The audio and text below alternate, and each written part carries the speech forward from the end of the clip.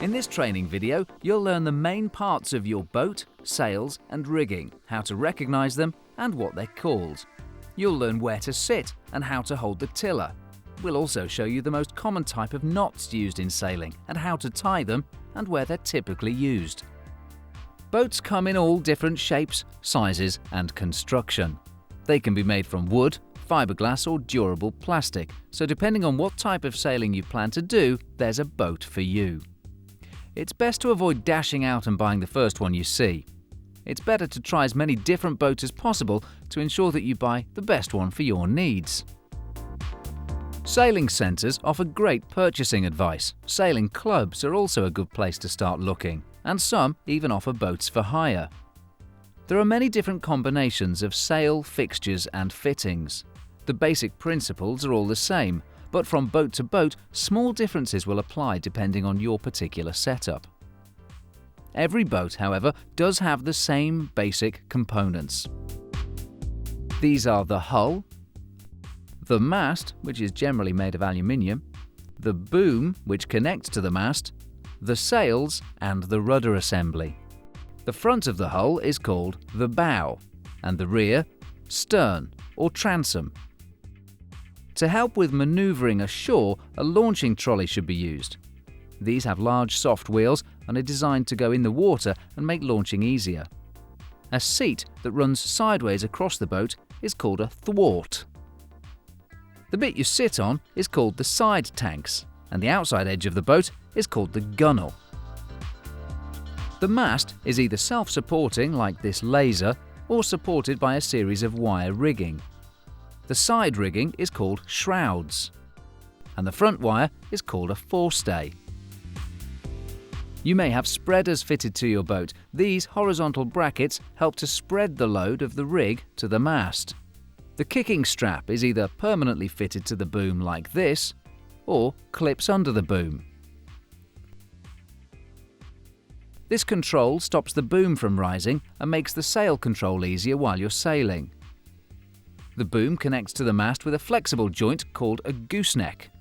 The gooseneck is either slid into a hole on the boom like this, or in some situations left permanently fixed. The rope used to tie the boat to the trolley and help during the manoeuvring process is called the painter. The painter is also used to tie the boat to the pontoon during rigging. You'll have a mainsail, and in the case of a two-hander, a jib at the front of the boat. You may also have a spinnaker, which can only be used when sailing with the wind behind you. The sails are pulled in and out with ropes, which are called sheets. You'll have a main sheet to control the mainsail. In a two-hander, you'll have a jib sheet to control the jib. You may also have a spinnaker sheet to control the spinnaker. The configuration of the main sheet between the boom and the hull is called the main sheet falls. To hoist the sails, you'll have a rope or wire running through the mast. These are called halyards. These are simply connected to the top of the sail and then pulled to hoist. Your boat may also be fitted with a furling system for the jib. The sail is unrolled by pulling on the jib sheet and rolled up by pulling on the furling line. The spinnaker is controlled by the crew, launched from a chute and supported with a retractable bowsprit. To help control the ropes, they can run through fixtures on the hull called fairleads. To hold the ropes easily in place for quick adjustment, you should use jam cleats. These come in different configurations. Sails have three corners, called the head, the tack, and the clew. The leading edge of the sail is called the luff. The trailing edge is called the leech, and the bottom edge is called the foot. The foot of the mainsail is pulled out along the boom using the clew outhaul. To stop the leech of the sail from flapping as you sail along, sail battens are inserted into pockets along the leech. Telltales are small strips, generally made from wool, fitted towards the front edge or luff of the sail. These are there to help you when sail setting. You may also have a flag at the top of your mast. This is called a burgee and it points towards the wind. This will help your wind awareness as you sail along. In the middle of the boat, you'll have a centerboard, which either pivots around a pin like this, or slides up and down like this, which is called a dagger board. Your boat should have at least 2 buoyancy tanks to keep you afloat. They're designed so that should one become holed, the boat will still float. The buoyancy tanks form the main body of the hull that you sit on, with an additional tank at the bow of the boat. Drainage holes are fitted at the back of the boat to allow you to drain any water that may collect in the buoyancy tank while sailing. These holes are secured with bungs, which must be fitted before you go afloat. The boat will not sink if you do not fit the bungs, but it will fill with water and be very difficult to steer if you don't. To steer, you'll have a rudder, which is fixed to the back of the boat and controlled by a horizontal pole which is called the tiller. The final part of the assembly is the tiller extension, which is the bit that you hold. The rudder blade pivots around a pin, which allows it to be easily raised and lowered, and once down, is secured in place with a piece of rope held in a jam cleat on the tiller. The person steering is called the helmsman, but when we use this term it applies to both male or female. This person steers the boat by holding the tiller extension across and in front of their body with one hand and the main sheet in the other hand. This is called the dagger grip. This grip allows you to control the mainsail and rudder easily. In a two-hander, the second person is called the crew. This person controls the jib and, if fitted, the spinnaker. To help you lean out and balance the boat, hook your feet underneath the tow straps.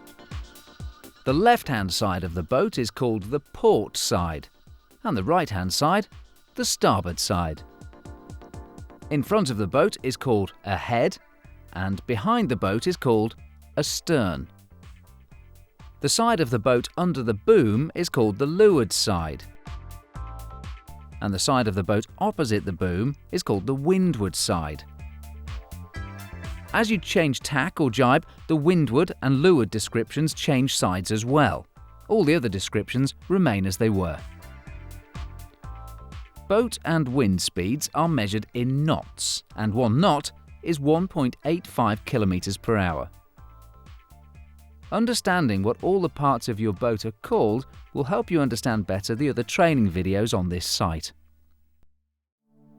Now, let's look at knots. Good knots are important because they don't undo themselves, and you'll always be able to untie it after use, even when the rope is wet and been under load. One of the easiest knots to tie is called the figure of 8. This is sometimes called a stopper knot because it can be used to stop a rope from pulling free from a fair lead or jam cleat. Start with the rope in one hand like this. Bend the top back and pass it underneath the main part of the rope like this. Pass the tail back across the top of the main part of the rope. Pass the tail up through the top loop like this from beneath. Finally, grab the tail and pull tight. Let's have another look. With the rope in one hand, grab the tail and pass it behind the main stem of the rope. Loop it back over the top and underneath and back up through the loop at the top. Pull the tail tight. Next, the reef knot or square knot. This is a general purpose knot used to join 2 pieces of rope together. Holding both ends, pass the left-hand piece of rope over the top of the right-hand piece and back under. Pull a bit of slack through. Bend both tails so they point together, passing the right-hand piece of rope over the left-hand piece and back under.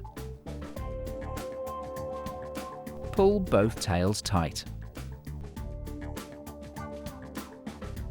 Let's have another look. Holding both ends, pass the left hand over the top of the right hand and back around underneath. Bend both tails together. Pass the right hand over the left hand and back underneath and through the loop. Pull tight. The round, turn and 2/2 hitches is a knot that's used to tie a single piece of rope to a fixed object. This is particularly useful when tying a boat to a cleat on a pontoon or its trolley. Loop the tail of the rope underneath the fixed object and wrap it completely around one complete turn. Continue passing the tail back around until it points back towards you. Next, take the tail and pass it underneath the main part of the rope and loop it back around, poking it through the loop that's just been created.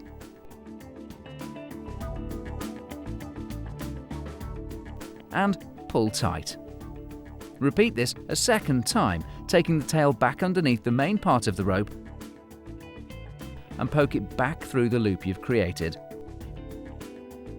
And pull tight. Let's have another look. Pass the tail under the fixed object and loop it completely around. Continue looping until it points back towards you.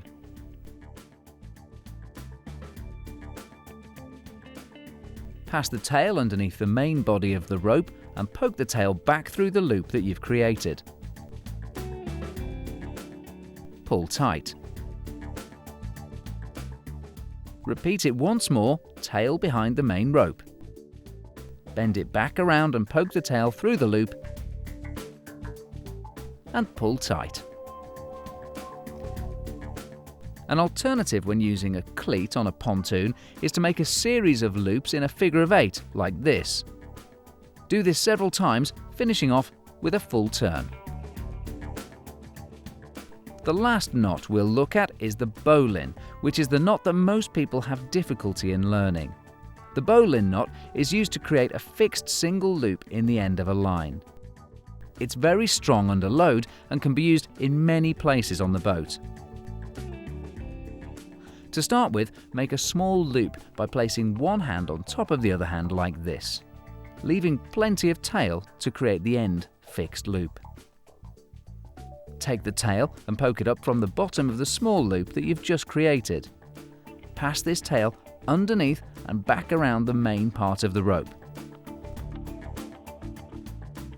Poke the tail back down through the small loop, this time from the top.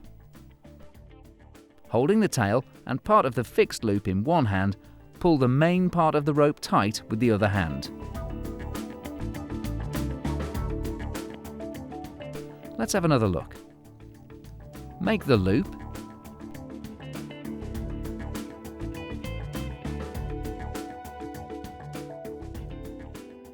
Pass the tail from underneath.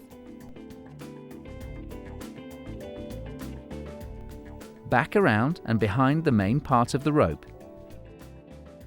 Loop it back across and down from the top. Hold part of the tail with the fixed loop in one hand. Pull the rest of the rope tight.